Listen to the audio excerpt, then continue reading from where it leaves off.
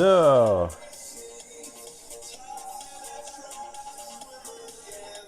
let me pause this. Actually, close that. All right, I think we're live. Every time I do this, I'm always triple checking. Let's see here. Refresh that.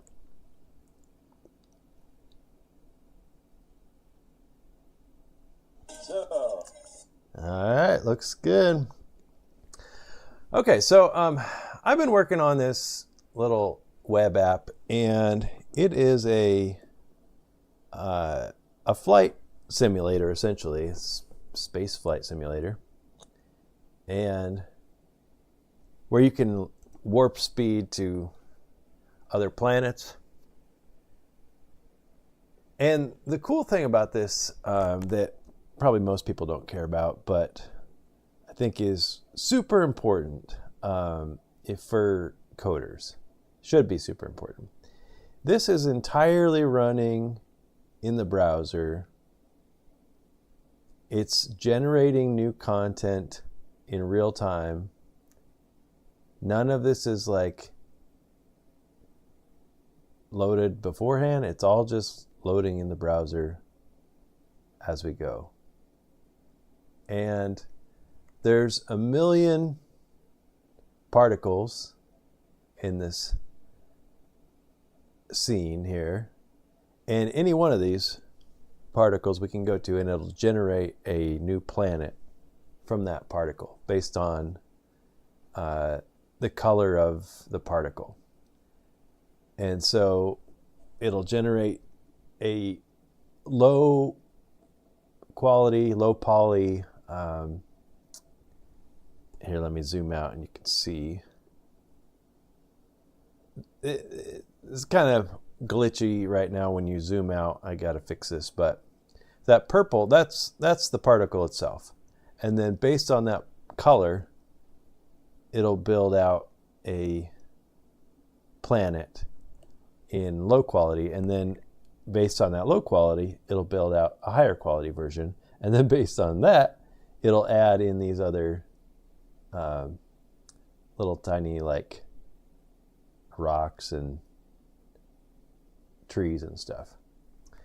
And all that, like I said, is running in the browser in real time, and there's no back-end server. It's just, in fact, if we go view the source code right now, I can drag this down here. This is the entire source code right here. Well, I mean, there's a little bit of an exaggeration because it is pulling in, like, you know, fonts from Google's API, and then it's pulling in some libraries here, some JavaScript libraries right here, some through CDN.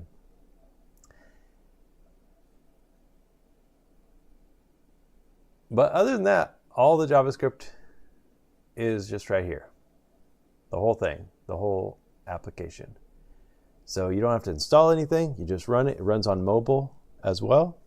And why this matters is going forward, bandwidth is going to be a bigger and bigger issue as we're trying to get more data back and forth between the client and the server. You're hearing about this with large language models where, you know, they're building out these huge data centers, and they're running out of capacity for data handling. And so what I've noticed as I've been playing around with Gemini and other language models is that the more of these I have open, I typically have a few that I'm working with at any one time, and the more that I have open, the slower my browser gets, even if it's a simple conversation, but especially if it's it's got code like this running, it's getting really, really heavy. And I think they're starting to push some of the computation to the user's end. I don't know that for sure, but I think they're starting to do some of the computation on the client side.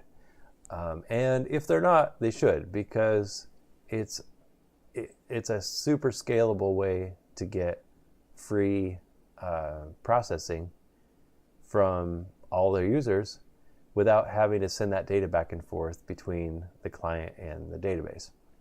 If they can get some of that to run on the client side in like a lightweight model or something like that, like there's different ways of doing it, but the more you can get to run on the client side, the less you have to send back and forth between the server and the client, and the less work that your server has to do. So I think this is a great use case. Gaming, for example, browsers are just getting super powerful, and they can do more and more.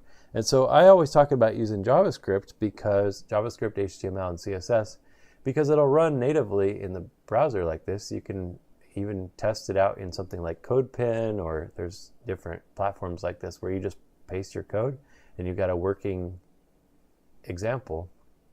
And if we go back, this is essentially just looks like a website other than this top bar right here. And the client doesn't have to install anything. You just load it and test it out. And so it's a super quick way to test things out, super lightweight, and really fast iteration. But also I'm not charging myself money to test things. It's free. I have a paid account to Gemini, but I'm not going back and forth between Lovable or Bolt or one of those larger models with they're not larger models, but they have a database in the back end. So I highly recommend doing this to test things. But I think also just thinking about coding that way, thinking about how do I push more to the browser, more to the client side, and let the browsers let the browser do all the work, and leave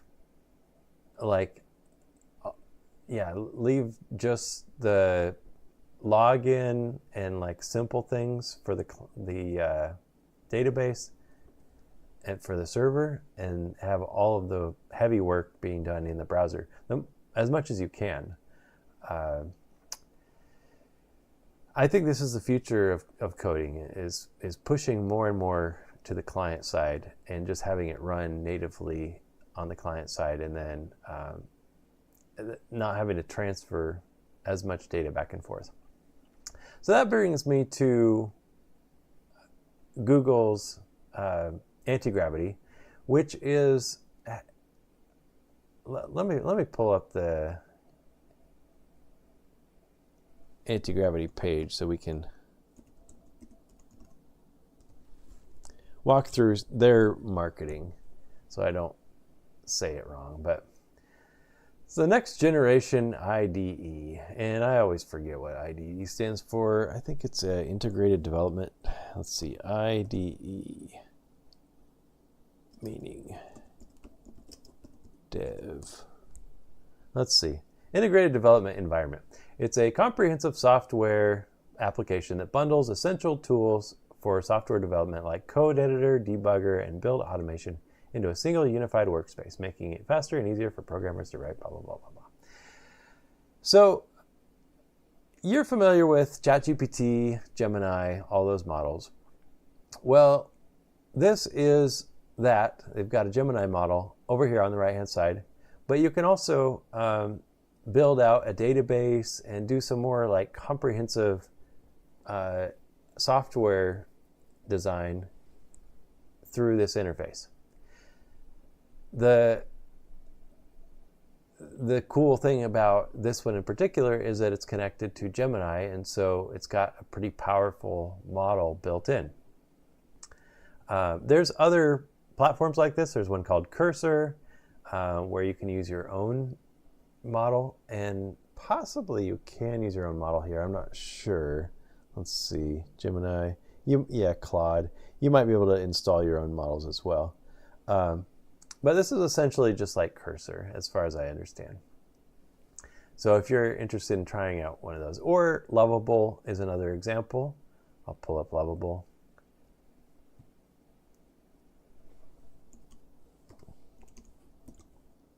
Oops. Lovable.dev. Same thing. This one's kind of cool because it's real simple on the user side. You just type in a prompt. It's just like any other large language model, and then it'll start building from there. Same thing with bolt.new. Let's see here. Bolt.new is just the same idea. But the problem with these is that it costs money to use these. You've got to buy what they call tokens. So the more you use this, the more money it's costing you. And that's not as much the case with Gemini. It's pretty cheap to use a large language model like Gemini or ChatGPT. $20 a month, and you have almost unlimited prompting with those. But not the case with these. It's pretty quickly you can rack up like $50 to $100, and also when you're using a model like this, it starts like adding too much complexity and building out things that you didn't really ask for, and then it forgets things because the code base gets so large that pretty soon it forgets code that it already wrote, and then you have to like remind it what code exists in your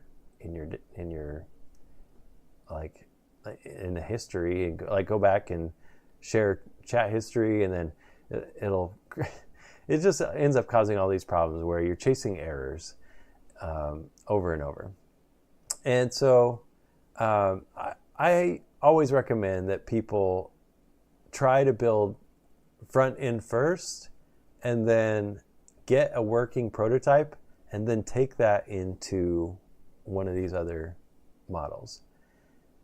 I have been burned so many times with not learning that lesson early enough. I was trying to build, if we go to this tool over here, I was trying to build this tool, noisefixer.com, where you can pull in a piece of audio and reduce the noise with this 3D spectrogram. And I tried to pull in a piece of audio with no audio in it. I suppose I should actually use a real piece of audio for my example. Use this one here. Well, that's loading. I'm going to crack open my F3 mood. Yeah, I was trying to build this tool, and I was actually successful after many tries and a lot of iteration and going back and forth. What I eventually found out, though, was it runs just as good in the front end, which is what this application is. It's 100% front end with no back end server. It runs just as well, and it's free, and it was less problematic. The process was less problematic doing it in the front end. Quicker iteration, less problematic, and free. So why not do it in the front end? It works, and I didn't need a back end anyway. So the more you can do this, the better. There are times when you need a back end, and I'm running into that with a little application that I want to make. Well, it's starting out small, but it's going to get, hopefully, going to get bigger. And that is this little tool here. Let me pull up the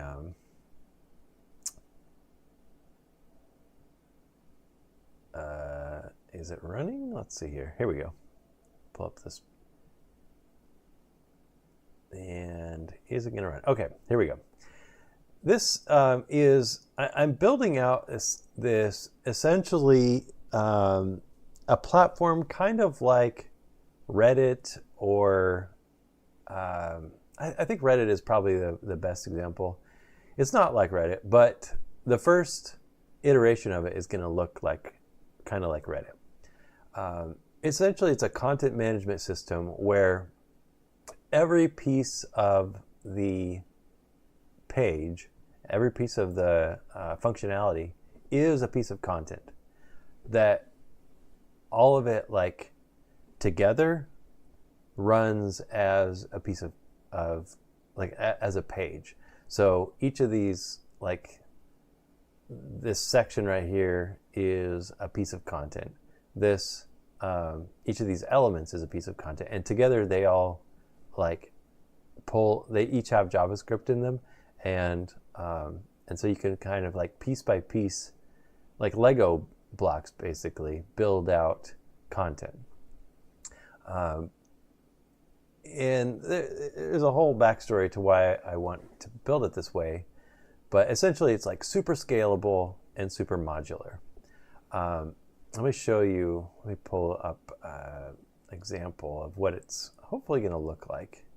Let's see here. I think I've got a PDF in here of the end result of what I want to build. Let's see if I can find it for you. Not in here. I'll pull up the online version. But anyway, to manage all of this content, I need a database to, like, otherwise it's just not going to be as scalable as I want it to be. So I'm working on building out that database.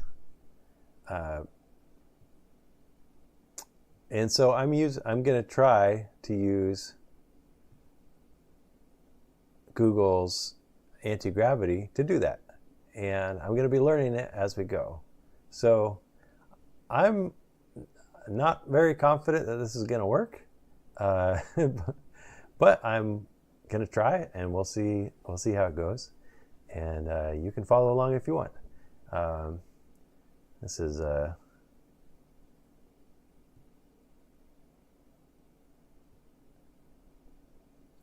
not useful. Let me pull up the right thing right here. There we go. So this is what the end result is hopefully going to look like. Here's a bunch of screenshots here. And